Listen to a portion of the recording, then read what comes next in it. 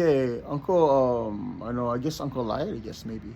But like anyway, like so he wasn't planning to go into like weapons, but he wanted to tell you a little bit about like certain weapons that um like are chaotic in nature. Okay. So weapon that's chaotic, I don't know, this is like Uncle's like jury rig, like chopstick, nunchaku or something, okay? But basically what Uncle's trying to say is that like the nunchaku, when you use it, it is kind of like chaotic in nature. When you hit, it ricochets, right?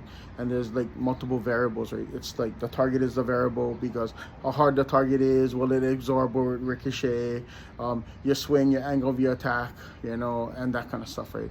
So the whole thing about it is that in chaos, the way you counter chaos is you create a ritualized pattern, okay?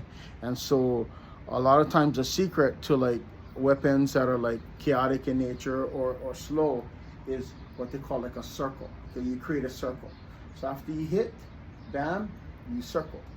It resets. Okay, you hit, bam, you circle. It resets. So the circle becomes your friend because it creates a pattern within the chaos. Okay, so when you are using a nunchuck and you go bam and you hit it, the thing is ricocheting, right? But if you keep a circle, you have more control of it. So you strike, circle, strike, circle, strike, strike, strike, circle, circle, circle, circle. You see how you're circling. You're using the circle to tell you exactly where your weapon is, right? You know, and then so you're hitting, bam, it's going to ricochet. As you come back up, you reset, circle. You know where it is. Now you can start here and you can do that. You can start here, you can do that. You can do all kinds of other tricks and stuff like that, but you have no control over like the chaotic movement of the weapon itself. So if you can just create a pattern within the chaos, and the circle provides that. Okay, so for your nunchaku stuff, strike, strike, strike, circle, strike, circle, create the pattern, and that will help you control the weapon a little bit better.